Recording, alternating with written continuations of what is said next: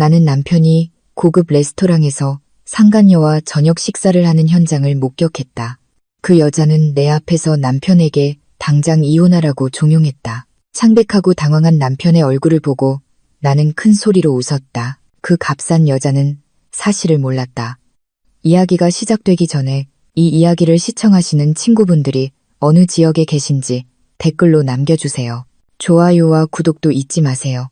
이 채널이 더욱 성장하여 더 흥미로운 이야기를 전해드릴 수 있도록요. 배신에는 3단계가 있다.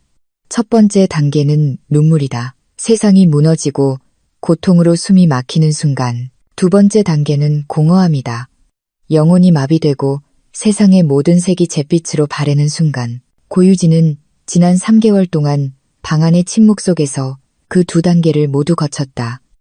오늘 밤 그녀는 3번째 단계인 복수를 시작하기 위해 왔다. 무대는 도시에서 가장 화려한 레스토랑 라시엘 서울이었다. 상류층이 부를 과시하는 곳. 아이러니하게도 이 공간에 있는 부의 대부분은 그녀의 가문 회사 자금에서 나왔고 지금 그녀의 남편이 과시하고 있는 부 또한 마찬가지였다. 박민주는 17번 테이블에 앉아 있었다. 유진의 약지에 끼워진 결혼 반지가 수갑처럼 차갑게 느껴졌다. 한때 그것은 영원한 사랑의 상징이었지만 이제는 5년간의 달콤한 거짓말을 상기시키는 물건이 되었다. 오늘 밤 그녀는 상처받은 아내로 온 것이 아니었다. 분노의 잉크로 직접 쓴 각본의 클라이맥스 장면을 시작할 감독으로 온 것이었다. 오늘 밤은 우는 날이 아니었다. 오늘 밤은 쇼가 펼쳐지는 날이었다. 단호하고 우아한 발걸음으로 그녀는 로비를 가로질렀다. 그녀가 입은 심플한 네이비 블루 드레스는 다른 여성들의 드레스만큼 화려하지 않았지만 돈으로 살 수 없는 자신감의 아우라를 뿜어냈다. 레스토랑 리셉셔니스트가 프로페셔널한 미소로 그녀를 맞으며 예약 여부를 물었다. 유진은 옅은 미소를 지으며 고개를 저었다. 누군가를 만나러 왔을 뿐이에요. 박민준 씨 이름으로 된 테이블요. 그녀의 목소리는 맑고 차분했다. 리셉셔니스트는 손님 명단을 확인하더니 약간 망설이며 최고의 전망을 자랑하는 레스토랑 구석을 가리켰다. 저쪽입니다. 사모님. 17번 테이블입니다. 유진은 감사 인사를 하고 반짝이는 대리석 바닥을 천천히 가로질렀다. 나이프와 포크가 부딪히는 조용한 소리가 다음에 일어날 일의 배경음악이 되었다. 그녀의 시선은 목표물에서 한시도 떨어지지 않았다. 그곳 17번 테이블에 그녀의 남편 박민준이 앉아 있었다. 그리고 그의 앞에는 불타는 듯한 빨간 드레스를 입은 젊은 여자가 교태롭게 웃으며 그의 팔을 만지고 있었다. 그 여자는 최아라였다. 민주는 매우 자랑스러워 보였다. 성공한 남자의 역할을 만끽하고 있었다. 가슴을 펴고 미소는 활짝 피었다. 그는 자신이 쌓아올린 모든 이미지가 지금 자신이 배신하고 있는 여자의 가문 유산으로 만들어졌다는 사실을 깨닫지 못했다. 유진은 계속 걸었다. 그녀의 한 걸음 한 걸음이 마치 시한폭탄의 카운트다운처럼 느껴졌다. 몇몇 사람들이 그녀를 쳐다보기 시작하며 무언가 심상치 않은 일이 벌어질 것을 감지했다. 유진이 그들의 테이블에서 불과 몇 미터 거리에 이르렀을 때 민주는 마침내 고개를 들고 그녀를 보았다. 그의 얼굴에서 미소가 순식간에 얼어붙고 순수한 공포의 표정으로 바뀌었다. 눈은 커지고 입술은 살짝 벌어졌으며 얼굴색은 점차 창백해졌다. 민준의 표정 변화를 알아차린 아라는 웃음을 멈췄다. 그녀는 민준의 시선을 따라가 이제 그들의 테이블 바로 옆에 서 있는 유진을 보았다. 아라의 눈썹이 치켜 올라갔다. 그녀의 시선은 경멸적인 눈빛으로 유진을 위아래로 훑었다. 안녕하세요, 민준 씨. 유진이 인사를 건넸다. 그녀의 목소리는 너무나 평범하고 너무나 여유로웠다. 저녁 식사가 아주 즐거워 보이네요. 민준은 더듬거렸다. 유진 씨. 여기 어쩐 일이에요? 그는 일어서려 했지만 다리에 힘이 풀렸다. 민준이 말을 잇기도 전에 아라가 비꼬는 목소리로 끼어들었다. 아, 이 사람이 당신 부인이구나? 뭐예요, 오빠? 현장 덮치러 왔어요? 정말 안 됐네요. 그녀는 작게 웃으며 말했다. 남편 관리도 제대로 못하나 봐요. 그러니까 밖에서 행복을 찾아야지. 그 모욕은 날카롭고 자신감에 차 있었다. 유진은 반응하지 않았다. 그저 알 수 없는 표정으로 아라를 바라볼 뿐이었고, 이는 아라를 더욱 기고만장하게 만들었다. 꼴 좀 봐. 이런 곳에 오기엔 너무 초라하잖아. 민준 오빠가 질릴 만도 하지. 당신 같은 여자는 민준 오빠처럼 성공하고 멋진 남자 옆에 있을 자격이 없어. 아라가 말을 이었다. 그녀의 손은 이제 민준의 팔을 꽉 잡으며 마치 자신의 승리를 과시하는 듯했다. 민준은 팔을 빼려 했다. 아라야, 그만해. 그는 목소리를 떨며 속삭였다. 애원하는 눈빛으로 유진을 쳐다봤다. 하지만 민준은 깨닫지 못했다. 그는 이미 유진에게 어떤 것도 애원할 권리를 잃었다는 것을 아라는 전혀 신경 쓰지 않았다. 그녀는 자신이 우위에 있다고 느꼈다. 민준 오빠, 뭘 기다려요? 나한테 곧 이혼할 거라고 했잖아요. 지금 본인도 여기 있네. 지금 당장 말해요. 아라가 재촉했다. 그녀의 목소리가 약간 높아지며 주변 몇몇 테이블에 주의를 끌었다. 이 여자랑 이혼해요, 당장. 자기 위치를 깨닫고 더 이상 당신을 귀찮게 못하게. 그 요구가 허공에 맴돌았다. 분위기는 싸늘해졌다. 민주는 유진을 바라보았다. 그의 얼굴은 이제 창백한 것을 넘어 종이처럼 하얘졌다. 차가운 땀이 그의 비싼 셔츠깃과 관자놀이를 적시기 시작했다. 그는 오늘 밤 무엇이 걸려 있는지 정확히 알고 있었다. 그의 모든 삶, 그가 누리던 모든 호화로움이 숨막히는 정적 속에서 한 소리가 그것을 깼다. 더듬거리는 민준의 목소리도 거만한 아라의 목소리도 아닌 웃음소리였다. 크고 거침없고 아주 또렷하게 들리는 웃음소리. 유진이 폭소를 터뜨렸다. 고개를 살짝 들고 어깨를 들썩이며 그 웃음은 행복의 웃음이 아니었다. 차갑고 절대적인 승리의 웃음이었다. 주위의 모든 사람들이 고개를 돌려 소리의 근원지를 이상하게 쳐다봤다. 민주는 공포에 질려 그녀를 바라봤고 아라는 혼란과 약간의 분노가 섞인 표정으로 그녀를 쳐다봤다. 잠시 후 유진은 웃음을 멈췄다. 슬퍼서가 아니라 너무 우스워서 나온 눈가에 눈물 한 방울을 닦아냈다. 그리고는 아라의 존재는 완전히 무시한 채 공포에 질린 민준의 눈을 똑바로 쳐다봤다. 차갑고 꿰뚫는 듯한 목소리로 그녀는 남편의 파멸의 시작이 될 문장을 내뱉었다. 물론이죠. 이혼해요.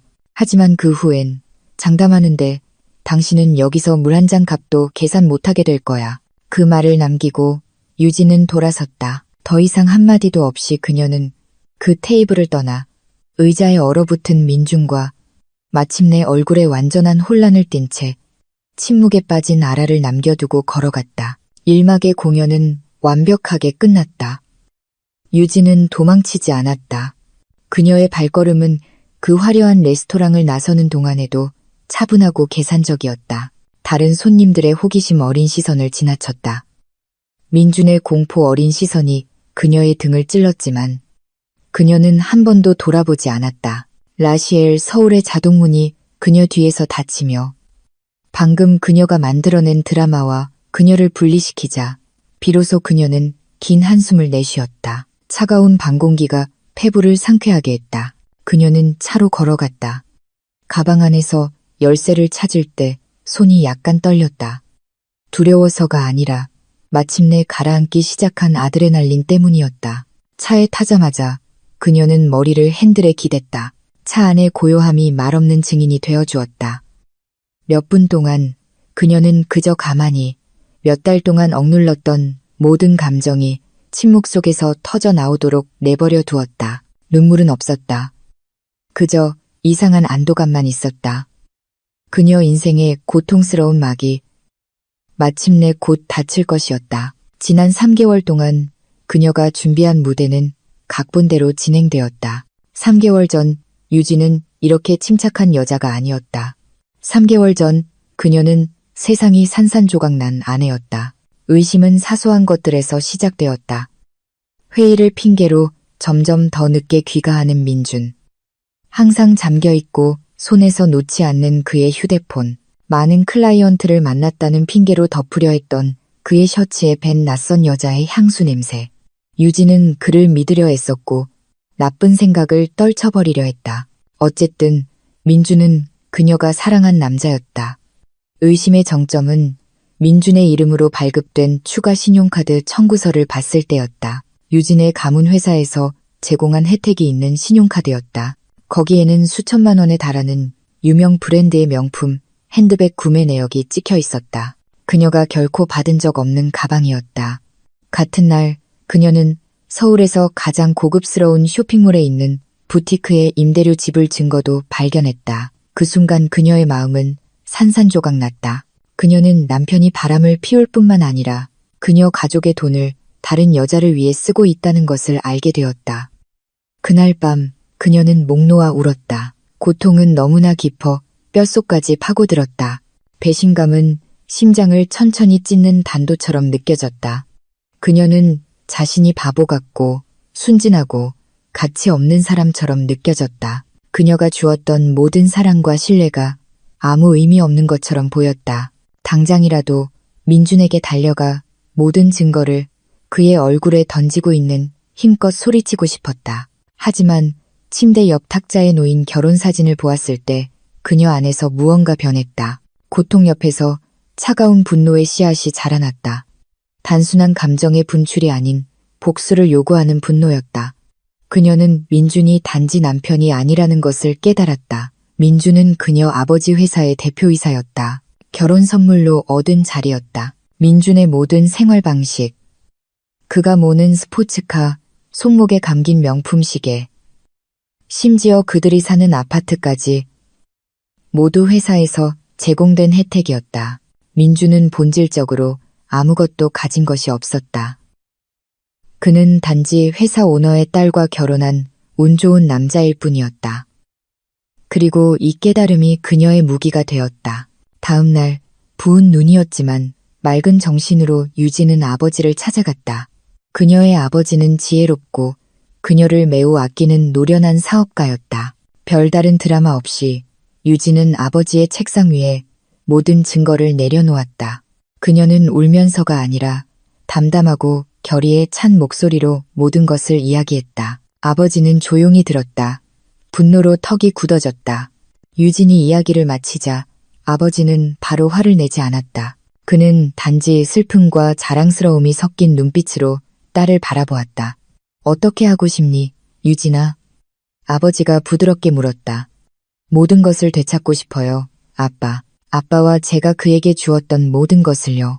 저를 배신하고도 그가 존경받는 남자로 그냥 떠나는 걸 원치 않아요. 제가 지금 아무것도 가진 게 없다고 느끼는 것처럼 그도 아무것도 갖지 못하는 기분이 어떤 건지 느끼게 해주고 싶어요. 유진이 단호한 목소리로 대답했다. 아버지는 천천히 고개를 끄덕였다. 이 회사는 내 것이다, 유진아. 처음부터 널 위해 세운 회사야. 그는 단지 얹혀 살았을 뿐이다. 네가 해야 할 일을 하거라. 아빠가 전적으로 지원하마. 아버지의 지지는 유진에게 필요한 연료였다. 그날부터 그녀는 조용히 움직이기 시작했다. 그녀는 사설 탐정을 고용해 민준과 아라의 불륜에 대한 더 많은 증거를 사진과 영상으로 수집했다. 또한 가문의 최고 변호인단을 만나 모든 자산을 회수하고 민준을 그의 자리에서 합법적이고 빈틈없이 해임할 전략을 세웠다. 그녀는 회사의 모든 재무 세부사항, 민준의 고용 계약서의 모든 조항, 그리고 회사 명의로 등록되었지만 민준이 사용하던 모든 자산을 연구했다. 그녀는 아라의 부티크가 전적으로 민준이 횡령한 회사의 접대비로 자금을 조달했다는 것을 발견했다. 또한 민준이 아라와 휴가를 가기 위해 회사 시설을 자주 사용했다는 것도 알아냈다. 그녀는 그 모든 증거를 깔끔하게 모았다. 그녀는 더 이상 상심한 아내가 아니었다. 그녀는 차갑고 계산적인 전략가로 변해 있었다. CL 서울 레스토랑에서 그들을 함정에 빠뜨릴 계획은 그녀 게임의 정점이었다. 그녀는 지위를 중시하고 과시하기 좋아하는 민준의 성격을 잘 알고 있었다. 또한 아라가 그처럼 비싼 곳에 초대받으면 매우 감명받을 물질주의적인 여자라는 것도 알고 있었다. 회사에 신뢰하는 사람 중 한 명을 통해 유진은 성과 보너스로 위장한 무료 저녁 식사권이 민준의 책상에 도착하도록 조치했다. 미끼는 너무나 달콤했고 그녀가 예상했던 대로 민준은 그것을 덥석 물었다. 이제 차 안에서 유진은 핸들에서 머리를 들었다. 그녀의 얼굴은 잠시 흔들렸던 평정을 되찾았다. 그녀는 휴대폰을 들어 연락처 목록에서 아버지의 이름을 찾아 통화 버튼을 눌렀다. 전화는 바로 연결되었다. 여보세요, 유진아. 어떻게 됐니? 아버지의 목소리가 건너편에서 들려왔다. 유진은 옅게 미소 지었다. 끝났어요. 아빠, 미끼를 물었어요. 아라는 심지어 그 자리에서 민준 씨에게 저와 이혼하라고 요구했어요. 마지막 문장을 말할 때 그녀의 목소리에는 약간의 즐거움이 섞여 있었다. 전화기 너머로 한숨 소리가 들렸다. 그놈은 정말 분수를 모르는군. 그럼 이제 유진의 시선이 날카로워졌다. 이제 그물을 거둘 시간이에요. 네, 아빠. 계획대로 실행해 주세요. 박민준 이름으로 된 모든 자산과 신용카드를 동결시켜 주세요. 모든 회사 시설도 회수하고요. 지금 당장 시작해 주세요. 알겠다. 조심해서 오너라. 네, 아빠. 감사합니다. 유진은 전화를 끊었다. 그녀는 차에 시동을 걸었고 고급 차의 부드러운 엔진 소리는 승리의 음악처럼 들렸다. 오늘 밤 민준과 아라는 혼란 속에서 집으로 돌아갈지 모르지만 내일 아침 그들은 자신들이 그녀가 특별히 만든 지옥으로 들어왔다는 것을 깨닫게 될 것이다. 현실이라는 이름의 지옥으로. 유진이 레스토랑 문 뒤로 사라진 후 17번 테이블의 분위기는 조용한 작은 지옥이 되었다. 침묵을 깬 것은 아라였다. 그녀는 민준의 팔에서 거칠게 손을 뺐다. 승리로 가득 찼던 그녀의 눈은 이제 혼란과 분노로 가득 찼다. 방금 저거 무슨 뜻이에요, 오빠? 저 여자가 우리 비웃을 때 왜 가만히 있었어요? 그리고 마지막 말은 또 뭐예요? 마치 오빠가 거지라도 되는 것처럼 말하잖아요. 그녀가 억눌린 목소리로 쏘아붙였다. 민준은 대답하지 않았다. 그는 여전히 의자에 못 박힌 듯 앉아 있었다. 그의 생각은 다른 곳에 가 있었다. 유진의 마지막 말이 죽음의 종소리처럼 귓가에 계속 맴돌았다. 장담하는데 당신은 여기서 물 한 잔 값도 계산 못하게 될 거야. 그것은 빈말이 아니었다. 민준은 유진이 누구인지 그리고 그녀의 가족이 누구인지 잘 알고 있었다. 5년 동안 그는 편안한 호화로움의 거품 속에서 살았다. 그 거품이 자신이 만든 것이 아니라는 사실을 잊고 있었다. 오늘 밤 유진은 날카로운 바늘로 그 거품을 터뜨렸다. 오빠, 내 말 듣고 있어요? 아라가 쏘아붙였다. 그녀의 인내심은 바닥났다. 그 외침에 민준은 마침내 정신을 차렸다. 그는 멍한 시선으로 아라를 바라보더니 악몽을 쫓아내려는 듯 천천히 고개를 저었다. 아무것도 아니야, 아라야. 그녀는 그냥 충격받고 화가 나서 그래. 아마 그냥 협박하는 걸 거야. 그는 아라를 안심시키려 했지만 실제로는 자기 자신을 설득하려 했다. 하지만 마음속 깊은 곳에서는 그것이 협박이 아니라는 것을 알고 있었다. 공황 상태가 차가운 뱀처럼 목을 조여오기 시작했다. 저 여자가 모든 사람 앞에서 우리를 망신줬는데 오빠는 그냥 동상처럼 가만히 있었잖아요. 아라가 짜증스럽게 코웃음을 쳤다. 됐어요. 이제 입맛도 없어요. 빨리 계산하고 여기서 나가요. 당장 저 여자랑 문제 해결해요. 아라는 옆 의자에서 핸드백을 집어들고 나갈 준비를 했다. 그녀는 아직 진짜 재앙이 이제 막 시작될 것이라는 사실을 깨닫지 못했다. 민주는 침을 삼켰다. 응, 잠깐만. 그는 웨이터에게 신호를 보내며 방금 전에 사건이 없었던 것처럼 최대한 정상적이고 위험 있는 모습을 보이려 애썼다. 웨이터 한 명이 카드 단말기와 가죽 폴더에 담긴 계산서를 들고 왔다. 민주는 그것을 슬쩍 열어보았다. 적힌 숫자는 엄청났지만 평소라면 눈 하나 깜짝하지 않고 지불했을 금액이었다. 약간 떨리는 손으로 그는 지갑을 꺼냈다. 그는 항상 자랑스러워하던 한도 없는 플래티넘 카드인 주력 신용카드를 꺼냈다. 이걸로 해주세요. 그는 카드를 건네며 웨이터에게 말했다. 웨이터는 카드를 한 번, 두 번 긁었다. 그러고는 미안한 표정으로 민준을 쳐다봤다. 죄송합니다, 손님. 카드가 거절되었습니다. 아마 네트워크에 문제가 있는 것 같습니다. 민준의 심장이 세차게 뛰었다. 다시 해보세요. 그의 목소리가 약간 긴장되었다. 웨이터는 다시 시도했지만 결과는 같았다. 여전히 안 됩니다, 손님. 지켜보던 아라가 의심스러운 눈초리로 민준을 쳐다봤다. 어떻게 거절될 수 있어요? 그거 오빠 주력 카드 아니에요? 여기 네트워크가 안 좋은가 봐. 민준은 침착함을 유지하려 애쓰며 둘러댔다. 그는 지갑에서 다른 신용카드를 꺼냈다. 다른 은행의 검은색 카드였다. 이걸로 해봐요. 두 번째 카드도 같은 운명을 맞았다. 거절. 민준의 공황 상태는 이제 숨길 수 없었다. 차가운 땀이 등을 적시기 시작했다. 그는 지갑에 있는 모든 카드를 꺼냈다. 체크카드, 다른 신용카드, 모두 웨이터에게 건넸다. 그리고 결과는 같았다. 거절, 거절, 거절. 각각의 거절은 그의 머리에 망치질처럼 들렸다. 웨이터의 얼굴은 이제 난처해 보였고 주변 테이블의 몇몇 손님들은 호기심 어린 눈으로 쳐다보기 시작했다. 아라는 한 손으로 얼굴을 가리며 매우 창피해했다. 민준 오빠, 도대체 이게 무슨 일이에요? 나 이렇게 창피하게 만들지 말아요. 그녀가 화가 나서 속삭였다. 민준은 더 이상 이성적으로 생각할 수 없었다. 유진이 말한 모든 것이 사실이었다. 이것은 현실이었다. 일어나고 있는 일이었다. 그는 지불할 수 없었다. 그는 손목에 찬 명품 시계를 힐끗 보았다.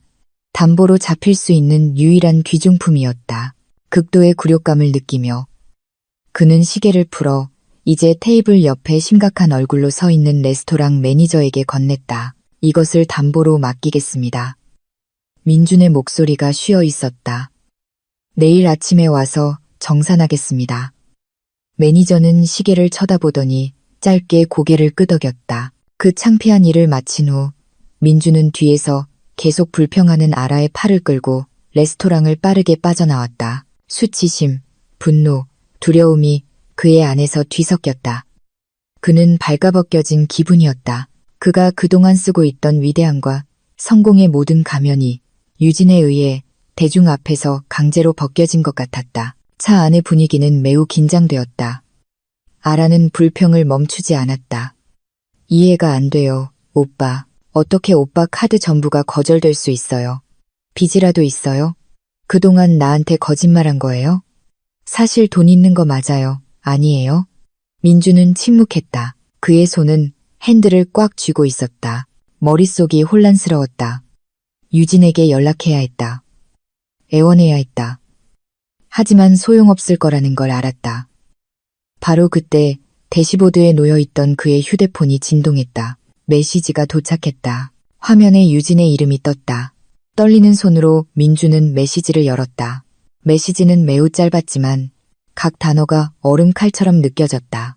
부자로서의 마지막 밤을 즐겨요, 오빠.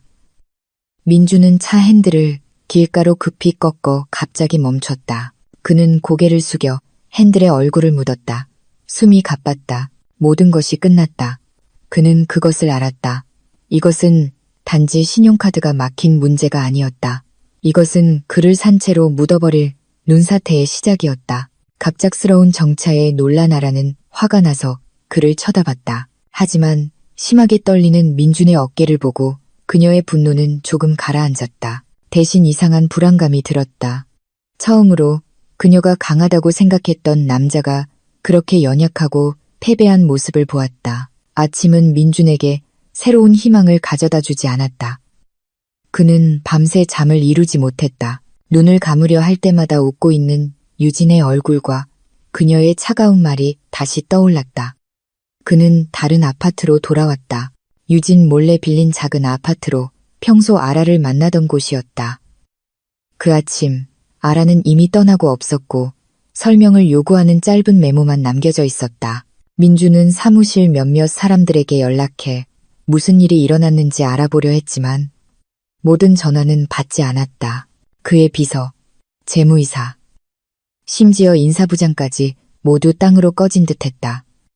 그의 마음을 갉아먹던 불안감은 이제 공포로 변했다. 그가 좁은 거실을 서성이고 있을 때 초인종이 울렸다. 문 앞에는 리스 회사의 유니폼을 입은 건장한 남자 2명이 서 있었다. 그들 중 한 명은 서류철을 들고 있었다. 안녕하십니까? 박민준 씨 맞으십니까? 그 남자가 격식 있는 톤으로 물었다. 네, 접니다. 무슨 일이시죠? 민준이 대답했다. 심장이 불규칙하게 뛰기 시작했다. 저희는 리스 회사에서 나왔습니다. B1으로 시작하는 번호판의 스포츠카를 회수하라는 지시를 받았습니다.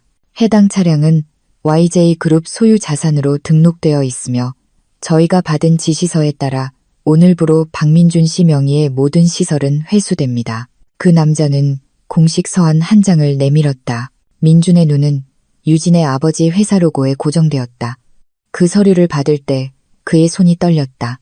이것은 정말로 일어나고 있었다. 하지만 그 차는 제가 사용하던 겁니다.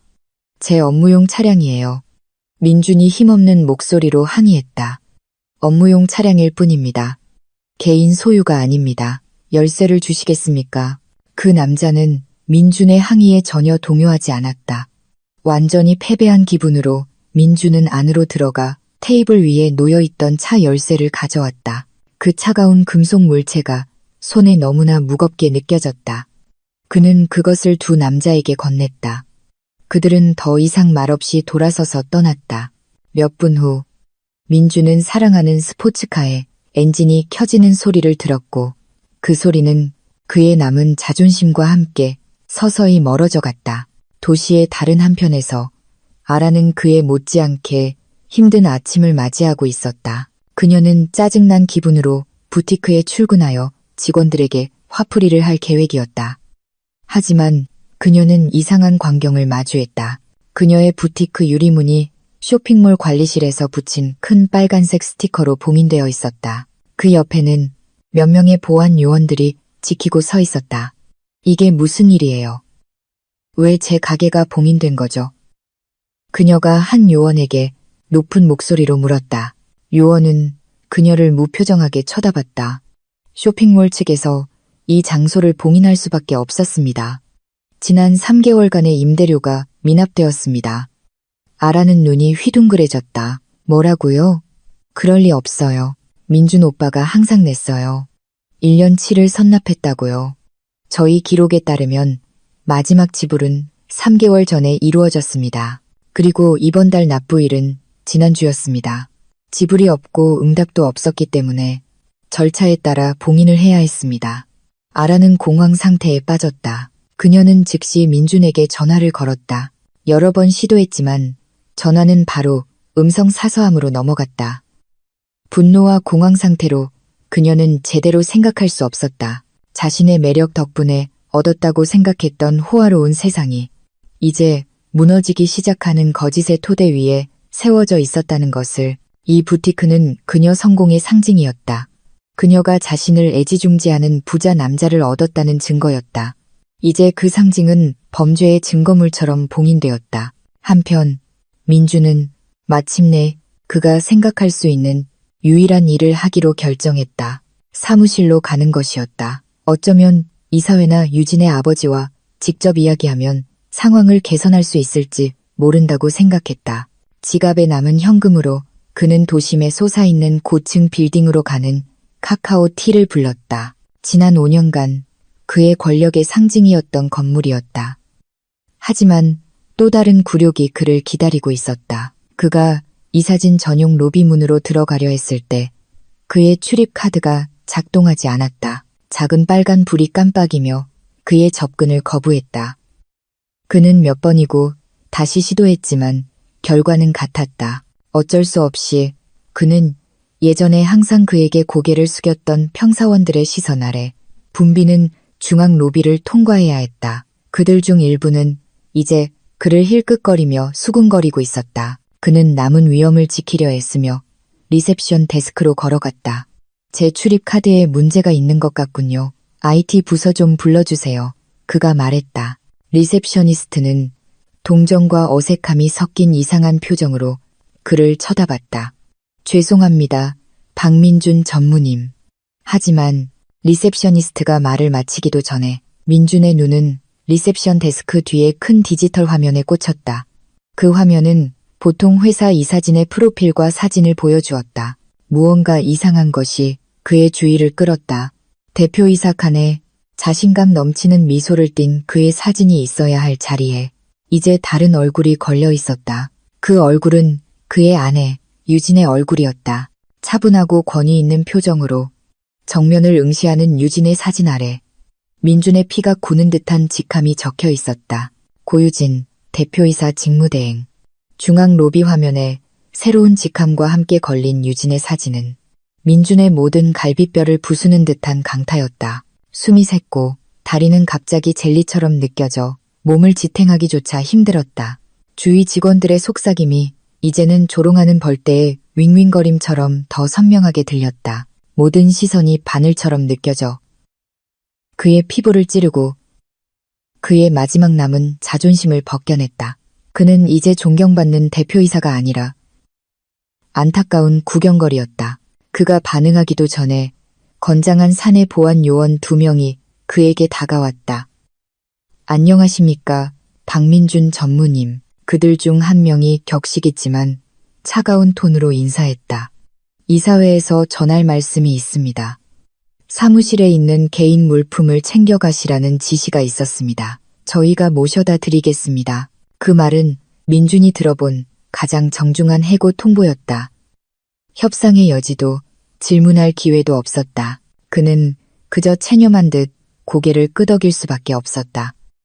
양옆에 2명의 보안 요원을 대동하고 민준은 이사진 전용 엘리베이터로 향했다. 건물의 최상층으로 가는 짧은 여정이 교수대로 가는 길처럼 느껴졌다. 그와 마주치는 모든 직원들은 그저 조용히 쳐다볼 뿐이었다. 더 이상 정중한 인사나 친절한 미소는 없었다. 그들은 모두 그 소식이 이미 사무실 전체에 빛의 속도로 퍼졌다는 것을 알고 있었다. 엘리베이터 문이 임원층에서 열렸을 때 분위기는 달랐다. 평소 조용하고 위험 있던 복도는 이제 긴장감이 감돌았다. 항상 따뜻한 미소로 그를 맞이하던 그의 비서는 이제 책상에 고개를 숙이고 민준의 얼굴을 쳐다보지 못했다. 두꺼운 유리로 된 이사회 회의실 문은 굳게 닫혀 있었다. 자동 블라인드 틈으로 민준은 안에 있는 몇몇 사람들의 실루엣을 볼 수 있었고 테이블 끝에는 그가 아주 잘 아는 한 여성이 꼿꼿이 앉아 있었다. 유진이었다. 민준은 그 회의실에 접근하는 것이 허용되지 않았다. 보안 요원들은 그를 바로 그의 넓은 사무실로 안내했다. 도시가 내려다 보이는 큰 창문이 있는 방이었다. 값비싼 마호가니 책상 위에는 이미 몇 개의 빈 종이 상자가 놓여 있었다. 메시지는 매우 명확했다. 짐 싸서 떠나라. 민준이 상심한 채로 개인 물품을 상자에 담기 시작하는 동안 회의실 안에서 유진은 임시 이사회를 주재하고 있었다. 오늘 그녀의 모습은 매우 달랐다. 그녀는 우아한 검은색 비즈니스 수트를 입고 있었다. 머리는 단정하게 정돈되었고 얼굴에는 진지하고 집중된 표정이 나타났다. 집에서 얌전히 기다리던 참을성 있는 아내의 흔적은 더 이상 없었다. 그녀 앞에는 이제 리더가 있었다. 안녕하십니까, 이사님 여러분. 유진이 차분하지만 무게감 있는 목소리로 회의를 시작했다. 제가 대표이사 직무대행으로 임명된 것이 갑작스럽게 느껴지실 것을 압니다. 하지만 대주주인 저희 측에서 신속한 조치를 취할 수밖에 없었던 몇 가지 중대한 사안이 있었습니다. 그녀 뒤에 대형 프로젝터 화면에 하나씩 문서들이 나타나기 시작했다. 재무보고서, 은행거래 내역 사본, 이체 증명서, 그리고 심지어 사진들까지. 유진은 그녀가 은밀히 구성한 변호사와 내부 감사팀의 도움으로 민준이 재임 기간 동안 저지른 모든 자금 횡령을 폭로했다. 그녀는 민준이 회사의 접대비를 사용하여 아파트를 임대하고 아라의 부티크 자금을 대고 회사 이익과 관련 없는 호화로운 선물을 사는데 어떻게 사용했는지 보여주었다. 지난 2년 동안 박민준 전 대표이사는 자신의 직권을 남용하여 회사에 수십억 원에 달하는 손실을 입혔습니다. 유진은 감정적인 톤 하나 없이 정확한 데이터로 설명했다. 사업 개발에 사용되어야 할 자금이 그의 개인적인 이익을 위해 전용되었습니다. 대부분 그녀 아버지의 측근들인 이사들은 충격과 분노의 표정으로 화면을 응시했다. 그들이 예의 바르고 성실한 인물로 알고 있던 남자가 등 뒤에서 이렇게 심각한 짓을 저질렀다는 사실을 믿을 수 없었다. 민준에게 주어진 대표이사 자리는 결혼 선물이었고 유진 가문의 신뢰의 상징이었다. 하지만 그 신뢰는 이제 산산조각 났다. 따라서 유진의 목소리가 더욱 단호해졌다.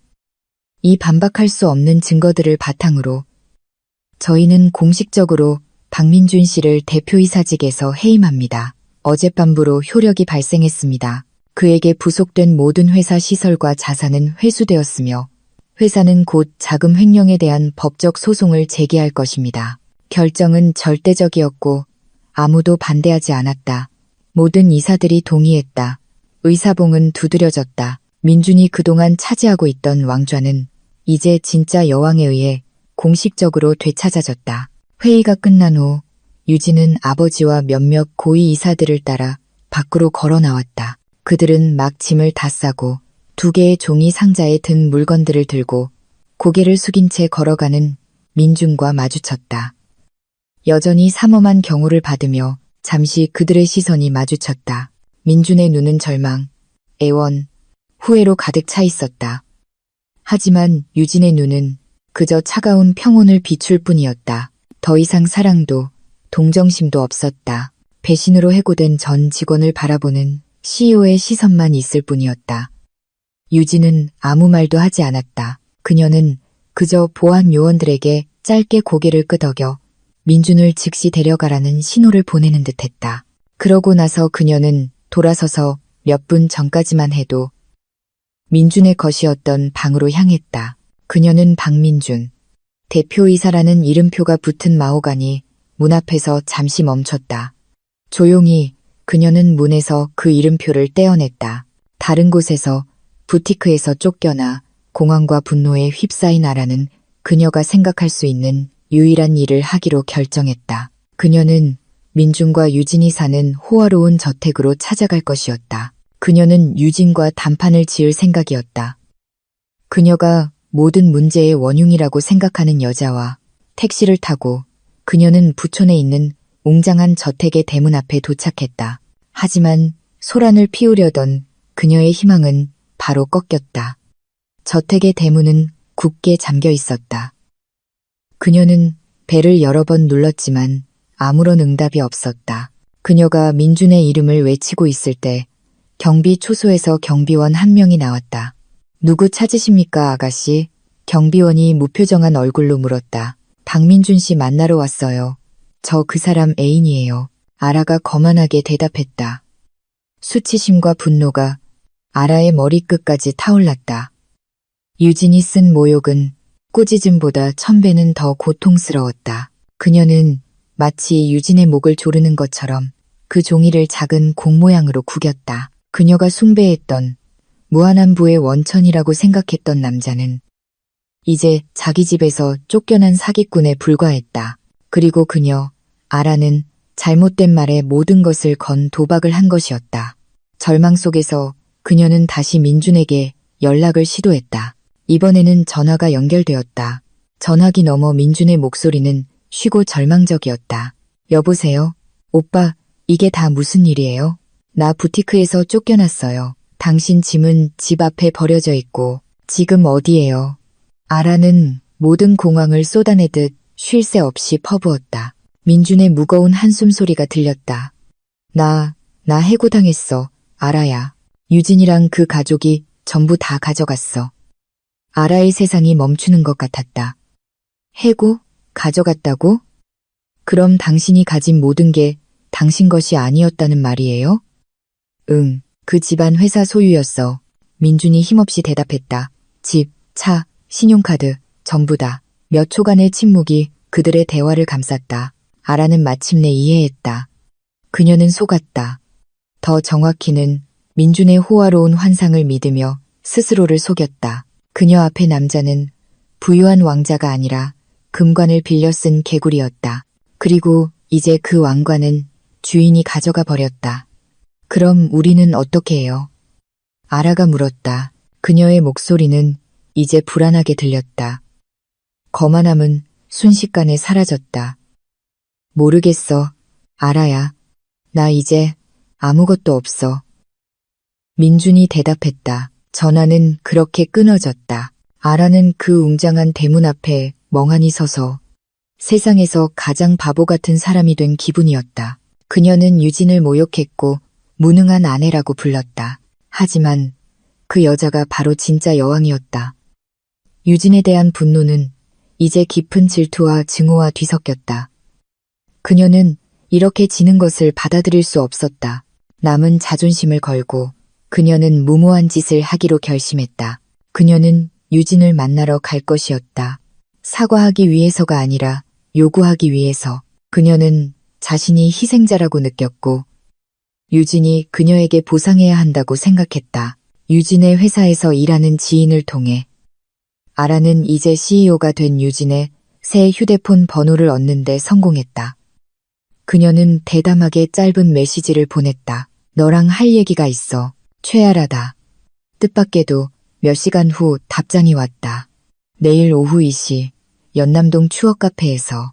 추억카페는 도시 외곽에 있는 작고 소박한 카페로 평소라면 아라가 절대 가지 않을 곳이었다. 다음 날 그녀는 아직 가진 것 중 가장 좋은 옷을 입고 와서 자신의 화려한 이미지를 유지하려 애썼다. 그녀는 유진이 이미 구석 테이블에 앉아 있는 것을 보았다. 며칠 전 고급 레스토랑에서의 모습과 달리 이번에 유진은 평범한 흰색 블라우스와 평범한 청바지를 입고 있었다. 하지만 그녀 주위에 권위 있는 아우라는 오히려 더 강하게 느껴졌다.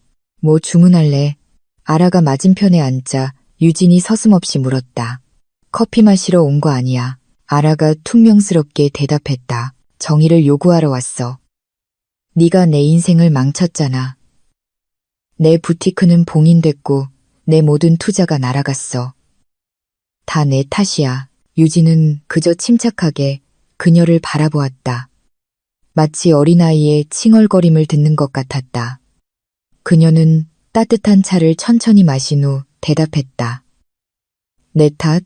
남의 남편과 의식적으로 관계를 맺기로 선택한 건 내가 아니었나? 내 것이 아닌 돈을 즐긴 건 내가 아니었고 내 잘못이 어디에 있지? 민준 오빠는 나를 사랑한다고 했어. 너랑 이혼할 거라고 했다고. 난 그냥 희생자일 뿐이야. 아라가 소리쳤다. 목소리가 점점 높아졌다. 유진은 옅게 미소 지었다. 전혀 친절해 보이지 않는 미소였다. 희생자는 사람들 앞에서 정식 아내를 모욕하고 이혼하라고 요구하지 않아. 아라야. 희생자는 배신의 결과물로 산 명품들을 자랑하지 않아. 너는 희생자가 아니야. 너는 공범이야. 유진의 말은 너무나 날카롭고 전곡을 찔러서 아라는 할 말을 잃었다. 그녀는 반박할 말을 찾지 못했다. 유진은 찻잔을 내려놓았다. 그녀는 옆 테이블에 놓여있던 갈색 서류 봉투를 집어들었다. 그녀는 그 봉투를 아라 쪽으로 밀었다. 네가 사과하러 온 게 아니란 건 알아. 그래서 널 위해 뭔가를 준비했어. 아라는 망설이며 봉투를 열었다. 내용물을 보고 그녀의 눈이 휘둥그레졌다. 안에는 민준과 찍은 그녀의 다정한 사진들만 있는 것이 아니었다. 그보다 더 거기에는 그녀가 민준을 만나기 전에 여러 온라인 대출 앱에서 빌린 모든 빚을 상세히 기록한 서류 뭉치가 있었다. 또한 그녀가 접근했던 다른 남자들로부터의 몇몇 짧은 보고서도 있었는데 내용은 비슷했다. 아라는 그들에게 접근하여 그들의 부를 이용한 후 사라졌다. 그 서류는 그녀가 뛰어난 사기꾼으로서의 이력이었다. 나는 처음부터 네가 누군지 알고 있었어, 아라야. 유진이 낮지만 위협적인 목소리로 말했다. 민준 오빠가 내 첫 번째 희생양이 아니란 것도 알아. 일부러 내버려뒀어. 하지만 내 인내심에도 한계가 있어. 그리고 너는 내 오만함으로 그 한계를 넘었어. 아라는 공포에 질려 유진을 쳐다봤다. 서류를 쥔 그녀의 손이 심하게 떨리기 시작했다. 그녀는 막 잡아먹으려는 뱀 앞에 코너에 몰린 쥐처럼 느껴졌다. 여기 있는 증거만으로도 내 이름을 잘못된 이유로 모든 소셜미디어에 유명하게 만들 수 있어. 이 도시에서 다시는 어떤 남자도 속이지 못하게 만들 수 있다고. 유진이 계속 말하며 날카롭게 쳐다봤다. 하지만 오늘은 내가 관대한 편이야.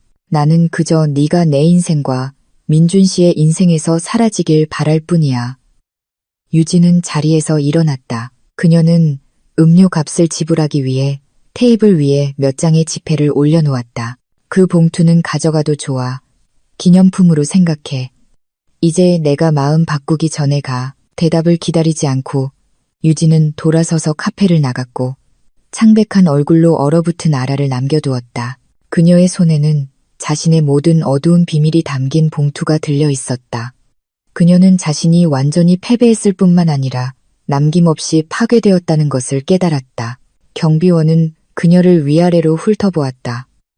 박민준 씨는 더 이상 여기에 살지 않습니다. 무슨 소리예요? 여기 그 사람 집이잖아요. 여기는 고유진 사모님 댁입니다. 경비원이 정정했다. 그리고 박민준 씨 물건은 아침부터 전부 다 밖으로 내놨습니다. 경비원은 대문 옆을 가리켰다. 그곳에는 민준이 사무실에서 가져온 상자와 똑같이 내용물이 흐트러진 몇 개의 종이 상자가 쌓여 있었다. 옷, 신발, 그리고 몇몇 민준의 개인 물품들이 삐져나와 있었다. 그것은 비참한 광경이었다. 아라는 자신이 본 것을 믿을 수 없다는 듯 말없이 서 있었다. 그녀가 알던 부유하고 권력 있는 남자의 물건들이 이제 길가에 쓰레기처럼 버려져 있었다. 그녀가 멍하니 서 있을 때 경비원이 그녀에게 작은 종이 조각을 건넸다. 아, 참. 아까 유진 사모님께서 아가씨에게 이걸 남기셨습니다. 떨리는 손으로 아라는 그 종이를 받아 펼쳤다. 유진의 단정한 필체가 적혀 있었다. 메시지는 짧았지만 뺨을 맞는 것보다 더 모욕적이었다. 당신 애인 물건들이에요. 팔아서 쓸만한 게 있을지도 모르겠네요. 아라와의 만남 후 며칠 동안 민주는 유령처럼 살았다. 그는 남은 현금으로 도시 외곽의 좁고 답답한 모텔방을 빌렸다. 방벽은 얇아서 시끄러운 교통소음과 이웃의 다툼 소리가 여과 없이 들어왔다. 방의 모든 구석이 실패라는 단어를 외치는 것 같았다. 그는 아는 모든 사람에게 연락을 시도했다. 예전에 그가 비싼 저녁을 자주 사주던 친구들, 그를 칭찬하던 사업 파트너들. 하지만 모든 문이 굳게 닫힌 것 같았다. 그의 수치스러운 해고 소식은 이미 퍼졌고 몰락한 남자와 엮이고 싶어하는 사람은 아무도 없었다. 그의 휴대폰은 그를 거부한 세상과의 유일한 연결고리였다. 하루에도 몇 번씩 그는 유진에게 연락을 시도했다. 수십 개의 메시지를 보내고 애원하고 칭얼거리고 아라를 탓하고 심지어 결혼 초기의 모든 아름다운 추억을 들먹였다. 그의 모든 노력은 침묵에 부딪혔다. 그의 메시지는 읽히기만 할 뿐 단 하나의 답장도 없었다. 절망이 그를 마비시키기 시작했다. 그는 도망칠 수 없다는 것을 깨달았다. 유진은 그의 재산을 빼앗았을 뿐만 아니라 보이지 않는 새 장에 그를 가두었다. 그러던 어느 흐린 오후, 마침내 그의 휴대폰으로 메시지가 도착했다. 유진에게서가 아니라 모르는 번호였다. 메시지는 짧고 격식 있었다. 박민준 씨께 내일 오전 10시 법무법인 EM파트너스 사무실로 출석하여 고유진 씨와의 자산 정리 및 혼인 관계에 관한 사항을 논의해 주시기 바랍니다. 귀하의 출석은 의무적입니다. 메시지 아래에는 비즈니스 중심가의 웅장한 오피스 빌딩 주소가 적혀 있었다. 민준의 심장이 세차게 뛰었다. 이것이 그의 운명을 결정할 순간이었다. 그의 마음속에 작은 희망의 불꽃이 일었다. 어쩌면 유진이 마침내 협상에 응할지도 모른다고, 어쩌면 그가 진심으로 애원하면 약간의 동정심을 얻을 수 있을지도 모른다고. 다음 날 아침, 민주는 남은 옷 중 가장 좋은 셔츠를 입었다. 다림질을 하지 않아 약간 구겨져 보였다. 그는 그 건물에 도착하기 위해 10,000원 버스를 타야 했다. 오랫동안 경험하지 못했던 일이었다. 사람들과 부대끼고 땀 냄새와 공해를 맡으며 그는 자기 도시에서 이방인이 된 기분이었다. 예전에 그의 안락한 사무실 창문에서 바라보던 고층 빌딩들의 풍경은 이제 너무나 멀고 조롱하는 것처럼 느껴졌다. 법무법인 EM 파트너스는 그 건물의 한 층 전체를 사용하고 있었다. 내부는 회색과 짙은 파란색과 같은 차가운 색으로 꾸며져 있었다. 가구는 현대적이고 미니멀하여 전문적이고 타협 없는 인상을 주었다. 리셉셔니스트가 그를 도시의 심장부가 바로 보이는 유리벽 회의실로 안내했다. 그리고 그곳에 유진이 이미 그를 기다리고 있었다. 그녀는 혼자가 아니었다. 유진은 긴 회의 테이블 한쪽에 꼿꼿한 자세로 앉아 있었다. 그녀는 위험 있어 보이는 크림색 블레이저 수트를 입고 있었다. 그녀 옆에는 심각한 얼굴에 안경 쓴 중년 남자가 앉아 있었는데 민주는 그가 그녀의 변호사인 이 변호사일 것이라고 짐작했다. 유진의 얼굴은 감정 없이 평온했다. 마치 평범한 비즈니스 미팅에 참석한 것처럼 그녀의 마음을 산산조각 낸 남편을 만나는 것이 아니었다. 그 광경은 민준의 남은 희망을 즉시 앗아갔다. 앉으시죠, 박민준 씨. 이 변호사가 말했다. 그의 목소리는 평탄했다. 무거운 발걸음으로 민준은 그들 맞은편 의자에 앉았다. 넓은 나무 테이블이 그가 건널 수 없는 심연처럼 느껴졌다. 유진아, 나. 민준이 쉰 목소리로 시작했다. 미안해. 내가 잘못했어. 정말 후회해. 아라가 날 함정에 빠뜨렸어. 그 여자가 됐어요. 유진이 부드럽게 말을 잘랐지만 그 톤에는 논쟁의 여지가 없었다. 우리는 그걸 논의하러 온 게 아니에요. 우리는 모든 것을 전문적으로 해결하기 위해 여기 있는 거예요. 민주는 침묵했다. 친밀했던 자기, 당신이라는 호칭은 사라지고 딱딱하고 형식적인 분위기로 대체되었다. 유진은 변호사에게 신호를 보냈다. 이 변호사는 2개의 두꺼운 서류 뭉치를 테이블 중앙으로 밀었다. 당신 앞에는 2개의 서류가 있습니다. 그가 첫 번째 뭉치를 가리키며 설명했다. 이것은 이혼 합의서입니다. 내용은 박민준 씨가 재산 분할, 위자료 또는 고유진 씨로부터의 어떠한 자산도 요구하지 않고 이혼에 동의한다는 것입니다. 당신이 그동안 누려온 모든 자산이 고유진 씨 가족의 소유이거나 회사 시설이었던 점을 고려할 때 법적으로 당신은 어떠한 권리도 없습니다. 민주는 침을 삼켰다. 그는 이것을 예상했지만 직접 듣는 것은 뺨을 맞는 것 같았다. 그리고 이것은 이 변호사가 더 두꺼운 2번째 서류 뭉치를 가리키며 계속 말했다. 회사로부터의 법적 소송 서류입니다. 안에는 당신이 재임 기간 동안 저지른 자금 횡령의 세부 사항과 증거들이 있습니다. 당신이 배상해야 할 회사의 총 손실액은 270억 원입니다. 민준의 눈이 휘둥그레졌다. 270억. 그 숫자는 너무 커서 비현실적으로 느껴졌다. 그는 평생을 일해도 그만큼의 돈을 벌 수 없을 것이었다. 저는 그만한 돈이 없어요. 그의 목소리가 떨리며 속삭였다. 알고 있습니다. 이 변호사가 차갑게 대답했다. 그리고 당신의 행위는 이미 횡령과 사기 영역에 속하므로 이것은 더 이상 단순한 민사 문제가 아닙니다. 이것은 형사 사건입니다. 이 서류를 저희가 경찰에 제출하면 최소 15년의 징역형에 처해질 수 있습니다. 민준의 몸이 의자에서 무너져 내렸다. 모든 것이 어두워졌다. 감옥. 그 단어가 그의 머릿속에서 울렸다. 그는 그가 할 수 있는 가장 애처로운 눈빛으로 유진을 쳐다봤다. 유진아, 제발 나한테 이러지 마. 부탁이야. 유진은 마침내 민준의 눈을 똑바로 쳐다봤다. 그녀의 시선은 여전히 평온하고 차가웠다. 선택권을 주겠어요, 민준 씨. 그녀가 마침내 남편에게 직접 말했다. 당신이 한 짓을 생각하면 아주 관대한 제안이죠. 그녀는 일어나서 창가로 천천히 걸어가 민준에게 등을 돌렸다. 첫 번째 선택은 이혼 서류에 서명하는 것을 거부하는 거예요. 법정에서 저와 싸워볼 수 있죠. 하지만 그 순간 제 변호사는 즉시 이 형사 소송 서류를 경찰서에 접수할 겁니다. 당신은 이 방을 제 남편이라는 신분으로 나갈 수 있을지 몰라도 장담하는데 그 허름한 모텔로는 돌아가지 못할 거예요. 당신은 즉시 구속될 겁니다. 유진은 다시 민준을 향해 돌아섰다. 두 번째 선택은 지금 당장 이혼 서류에 서명하는 거예요. 아무것도 받지 않고 내 인생에서 떠나는 것에 동의하는 거죠. 그 대가로 당신에게 마지막 임무를 하나 주겠어요. 무슨 임무요? 민준이 두려움에 떨며 물었다. 사과는 저에게 개인적으로 이 방에서 하는 게 아니에요. 당신은 회사 전 직원 앞에서 공개적으로 사과해야 해요. 당신의 모든 잘못, 불륜, 그리고 직권남용을 인정해야 합니다. 유진이 설명했다. 만약 당신이 그렇게 하고 제대로 한다면 회사는 이 형사소송을 법적 절차로 진행하지 않는 것을 재고할 겁니다. 우리는 내부적으로 해결할 거예요. 민주는 얼어붙었다.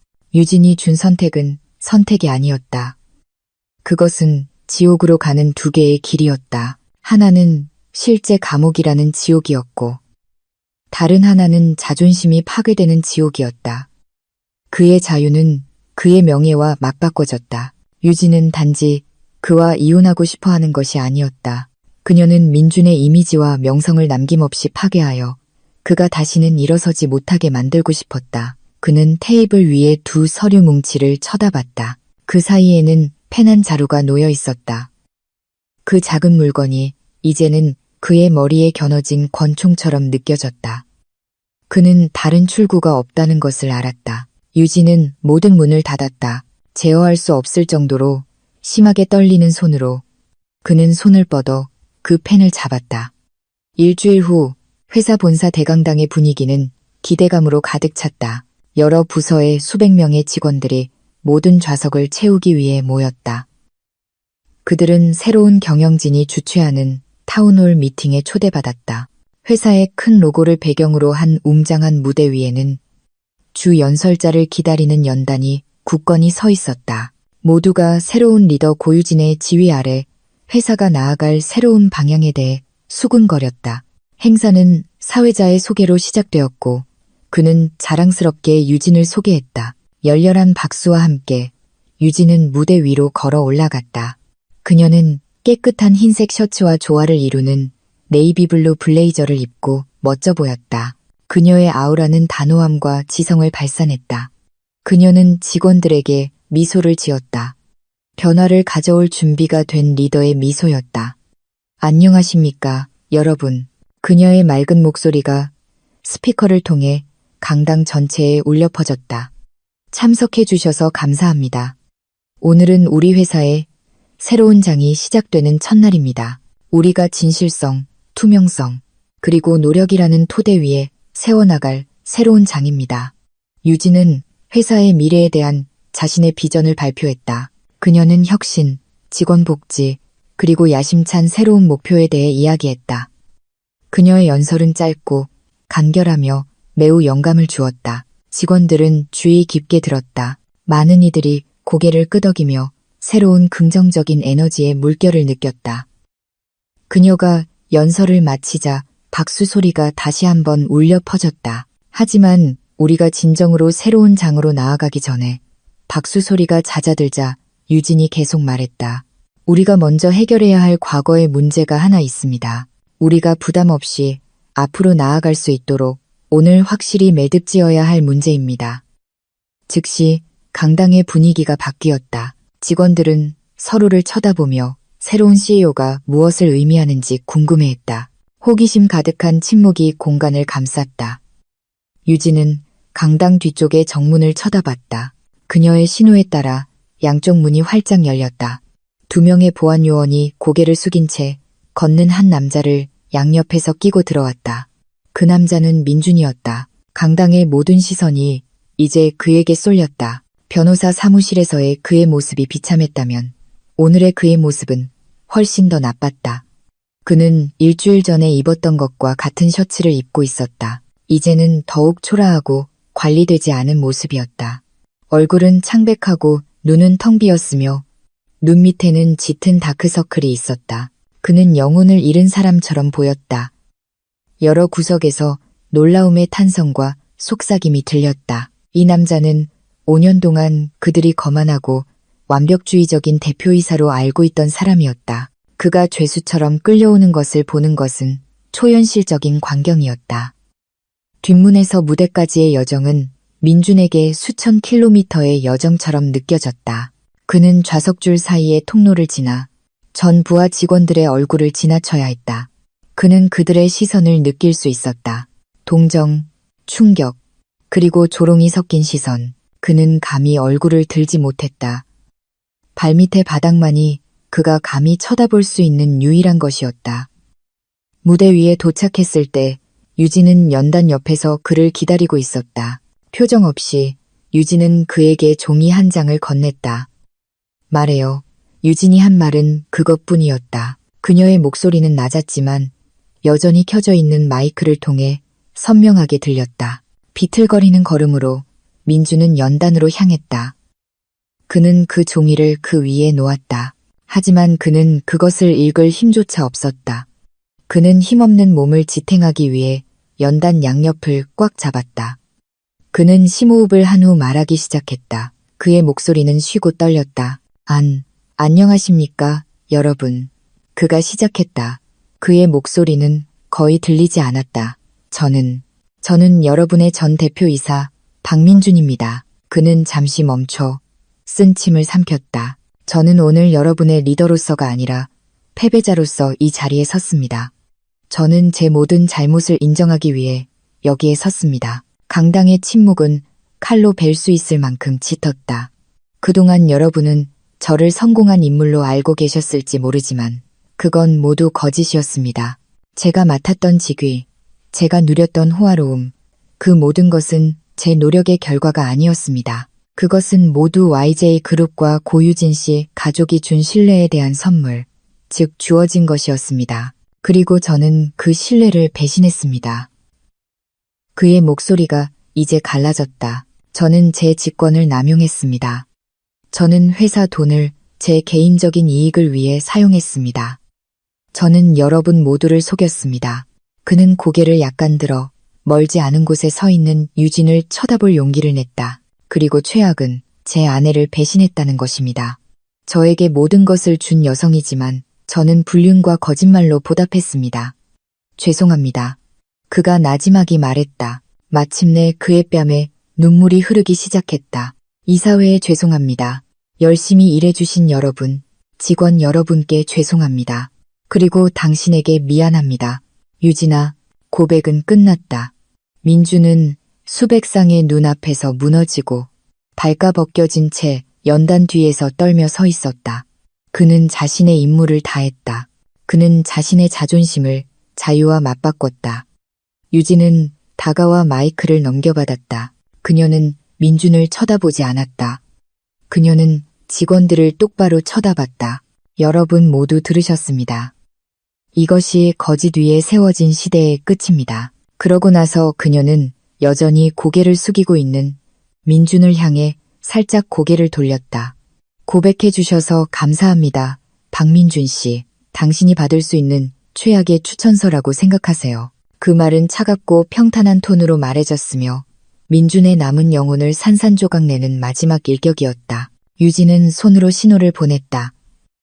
보안팀, 이분을 출구로 안내해 주세요. 그를 무대로 데려왔던 2명의 보안 요원이 무대 위로 올라와 민준의 팔을 잡았다. 그들은 그를 무대에서 내려와 같은 통로를 따라 걸었다. 아무도 소리를 내지 않았다. 강당은 한 남자의 몰락을 목격하며 조용했다. 민준이 문 뒤로 사라진 후 유진은 다시 직원들을 마주했다.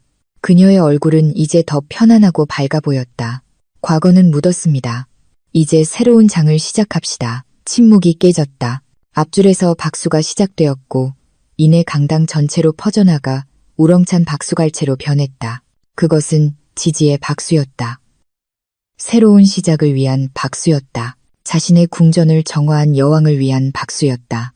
유진은 무대 중앙에 굳건히 서서 그 소리가 자신을 감싸도록 내버려 두었다. 그녀의 승리는 이제 완전하고 절대적이었다. 박민준이 모든 명예를 박탈당한 그날로부터 6개월이 흘렀다. 시간은 무자비하게 흘러 몰락한 자들의 운명을 갈아엎고 일어선 자들의 운명을 다듬었다.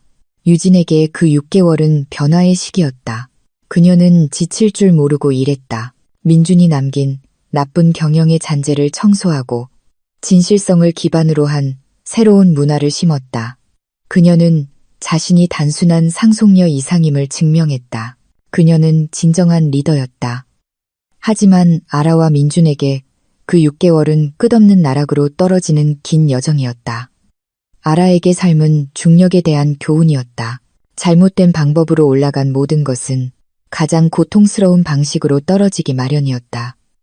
그 소박한 카페에서 유진과의 마지막 만남 이후 그녀는 두려움 속에서 살았다. 과거의 죄가 담긴 서류철은 언제 터질지 모르는 시한폭탄처럼 느껴졌다. 민준의 공개 고백 소식은 사교계에 퍼졌고 그녀의 이름도 진흙탕에 함께 끌려 들어갔다.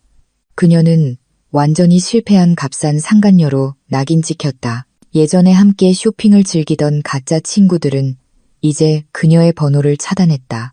화려한 세계로의 문은 그녀의 얼굴 앞에서 굳게 닫히고 잠겼다. 절망에 빠지고 이자가 계속 불어나는 온라인 대출 빚에 시달리던 그녀는 한때 자랑했던 모든 명품을 팔아야 했다. 가방, 신발, 보석, 모든 것을 생계를 위해 헐값에 처분했다. 외모 외에는 다른 기술이 없었던 그녀는 얻을 수 있는 어떤 일이든 찾아야 했다. 수십 번의 거절 끝에 그녀는 마침내 일자리를 구했다. 부티크 매니저나 패션 컨설턴트가 아니라 중산층 쇼핑센터에 항상 붐비는 패밀리 레스토랑의 웨이트리스로 매일이 반복되는 굴욕의 연속이었다. 그녀는 덥고 몸에 맞지 않는 폴리에스테르 유니폼을 입어야 했다. 종종 무례한 손님들에게 친절하게 미소 짓고 테이블에서 남은 음식을 치우고 10시간 동안 서 있은 후 다리의 통증을 견뎌야 했다. 그녀가 짓는 모든 가짜 미소, 그녀가 들어 올리는 모든 더러운 접시는 한때 맛보았고 이제는 영원히 사라진 호화로움에 대한 상기였다. 예전에 감탄하며 그녀를 쳐다보던 부자 남자들은 이제 그녀를 보이지 않는 듯이 그냥 지나쳤다. 그녀는 배경의 일부가 되었다. 그 레스토랑의 테이블과 의자처럼 민준의 운명도 비극적이기는 마찬가지였다. 강당에서 쫓겨난 후 그는 비즈니스 세계에서 왕따가 되었다. 어떤 회사도 그를 고용하려 하지 않았다. 심지어 말단 직원 자리조차도 그의 이름은 배신과 실패의 동의어가 되었다. 그는 모텔을 잃고 남은 명품 옷을 팔아야 했고 마침내 축축한 골목길에 좁은 고시원 방을 빌렸다. 매일 아침 그는 공허한 기분으로 일어났다.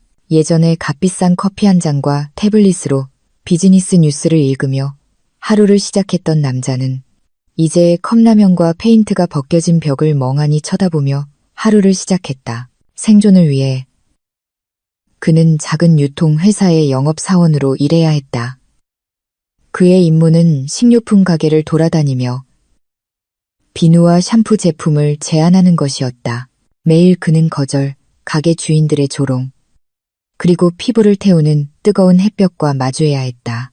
예전에 건물 꼭대기에 앉아있던 남자는 이제 먼지투성이 거리를 걸어야 했다. 그의 오만함과 자존심은 모두 닳아 없어지고 끝없는 후회만 남았다.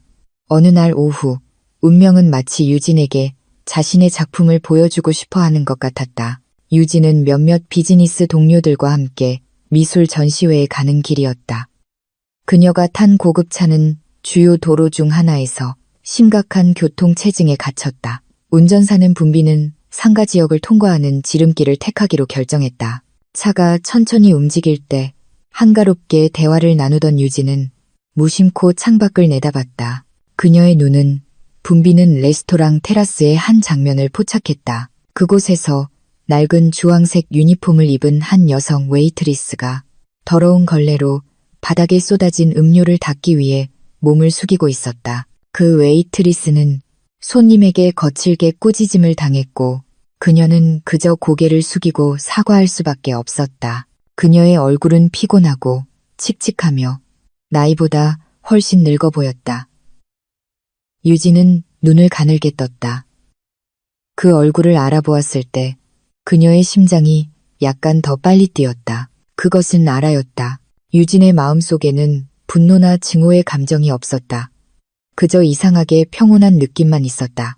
그녀는 아라를 더 이상 경쟁자나 자신을 아프게 한 여자로 보지 않았다. 그저 자신이 심은 것을 거두고 있는 한 인간으로 보았다. 그녀의 눈앞에서 직접 상영되고 있는 우주적인 교훈이었다. 그들의 차가 다시 움직이려 할 때 유진은 길 건너편에서 또 다른 광경을 보았다. 땀으로 젖은 셔츠를 입은 한 남자가 낡은 서류 가방을 들고 비틀거리며 걷고 있었다. 그 남자는 이마에 땀을 닦기 위해 가게 앞에서 잠시 멈췄다. 그 남자는 민준이었다. 그들 둘, 아라와 민준은 이제 같은 세상에 있었다. 힘든 노동과 투쟁의 세상. 하지만 그들은 서로의 존재조차 인식하지 못했다. 각자의 고통에 너무 바빴다. 옅은 미소, 진심 어리고 평화로운 미소가 유진의 입가에 그려졌다. 그녀는 더 이상 아무것도 할 필요가 없었다. 카르마가 완벽하게 임무를 완수했다. 그녀는 창문에서 시선을 돌려 차 안의 동료와의 대화에 다시 집중했다. 바깥의 풍경은 더 이상 그녀에게 영향을 미칠 힘이 없는 과거의 일부일 뿐이었다. 가시죠, 기사님. 그녀가 부드럽게 운전사에게 말했다. 차는 부드럽게 나아갔고 민준과 아라를 뒤로 남겨둔 채 각자의 작은 지옥에 갇혀있는 동안 유진은 자신의 밝은 미래를 향해 질주했다. 그 역사적인 강당의 날로부터 1년이 지났다. 회사에게 그것은 부활의 해였다. 유진의 리더십 아래 회사는 회복했을 뿐만 아니라 이전의 성과를 훨씬 뛰어넘어 급성장했다. 유진은 신선한 리더십 스타일을 가져왔다. 아버지의 단호함과 공감, 현대적인 혁신을 결합했다. 그녀는 시장에서 대성공을 거둔 몇 가지 새로운 제품 라인을 출시했고 2개의 해외 지사를 열었으며 가장 중요하게는 모든 직원이 존중받고 동기부여를 느끼는 근무 환경을 만들었다. 회사의 주가지수는 급등했고 유력 비즈니스 잡지들은 그녀를 국내에서 가장 영향력 있는 여성 리더 중 한 명으로 꼽기 시작했다. 개인적으로 유진에게 그 1년은 치유와 자아 발견의 여정이었다. 그녀는 더 이상 일이 그녀의 모든 삶을 차지하도록 내버려 두지 않았다. 그녀는 자신을 위한 시간을 내기 시작했다. 오랫동안 잊고 지냈던 그림 그리기 취미를 다시 시작했고 주말에는 등산 동호회에 가입했으며 아버지와 더 많은 양질의 시간을 보냈다. 그녀 마음의 배신의 상처는 아물었고 만져도 더 이상 아프지 않은 옅은 흉터만 남았다. 그 흉터는 이제 고통에 대한 상기가 아니라 그녀가 가장 낮은 지점에 있을 때 자신 안에서 발견한 힘에 대한 상기였다. 그녀는 더 이상 민준이나 아라에 대한 소식을 직접 듣지 못했다. 그들은 마치 유통기한이 지난 것처럼 사라져 그녀의 두꺼운 인생책에서 중요하지 않은 각주가 되었다. 그녀는 더 이상 그들을 미워하지 않았다. 그저 안타깝게 여긴 후 완전히 잊었다. 그녀의 에너지와 생각은 어두운 과거에 낭비하기에는 너무나 소중했다. 어느 맑은 오후, 유진은 사무실 발코니에 서 있었다. 그 건물의 가장 높은 층에서 그녀는 아래에 펼쳐진 도시의 전경을 바라보았다. 민준이 한때 즐겼던 것과 똑같은 풍경이었다. 하지만 유진이 본 것은 매우 달랐다. 민준은 그것을 권력과 지위의 상징으로 보았다. 유진은 그것을 기회로 가득 찬 생태계로 보았다. 그녀가 미래를 그릴 수 있는 거대한 캔버스로 그녀는 평화롭고 온전하며 자신을 지금의 여성으로 만들어준 모든 인생의 교훈에 감사했다. 그녀가 부드러운 저녁 바람을 즐기고 있을 때 그녀의 개인 휴대폰이 울렸다. 항상 바쁜 업무용 폰이 아니라 가장 가까운 사람들만 연락처를 가진 폰이었다. 화면에는 강지훈이라는 이름이 떴다. 강지훈은 떠오르는 천재 젊은 건축가였다. 친환경적이고 미래적인 디자인으로 유명했다. 유진의 회사는 야심찬 친환경 오피스 단지 건설 프로젝트에서 그와 협력할 계획이었다. 그들은 이미 몇 차례 회의에서 만났고 유진은 그의 지성과 자신의 원칙과 일치하는 비전을 매우 존경했다. 유진은 미소 지었다. 그녀는 녹색 버튼을 밀고 휴대폰을 귀에 댔다. 여보세요, 지훈 씨. 그녀의 목소리는 따뜻하고 편안하게 들렸다. 여보세요, 유진 씨. 업무 시간 외에 죄송합니다. 전화기 너머 강지훈의 목소리는 친절하고 전문적이었다. 방금 우리 메인 로비 디자인에 대한 아이디어가 떠올라서요. 갑자기 생각나서 내일까지 기다리기엔 너무 설레서요. 유진은 작게 웃었다. 그런 열정 좋아요. 어떤 아이디어인데요? 그들은 디자인, 지속 가능한 재료, 그리고 미래 업무 공간의 철학에 대한 활기찬 대화에 빠져들었다. 대화는 CEO와 협력업체 사이가 아니라 같은 주파수와 열정을 가진 두 사람 사이처럼 쉽게 흘러갔다. 값싼 유혹도 오만함도 없었다. 진심 어린 상호 존중만 있을 뿐이었다. 잠시 후 강지훈이 말했다. 아마 스케치를 보여드리면서 설명하는 게 더 쉬울 것 같네요. 내일 오후에 커피 한잔 할 시간 있으세요? 유진은 지평선 너머로 지기 시작하는 태양을 바라보았다. 하늘을 아름다운 주황색과 보라색 그라데이션으로 물들이고 있었다. 그녀는 마음속에서 즐거운 따뜻함을 느꼈다. 오랫동안 느끼지 못했던 따뜻함이었다. 이것은 서두르는 사랑에 관한 것이 아니었다. 가능성에 관한 것이었다. 새로운 문이 열리고 무언가 유망한 것의 시작이었다. 그녀는 진심으로 미소 지었다. 눈에서부터 입가까지 번지는 미소였다. 자신의 전쟁에서 승리하고 이제 자신의 권리인 평화와 행복을 누릴 준비가 된 여성의 미소였다. 물론이죠. 그녀가 대답했다. 미래에 대해 이야기 나눠요.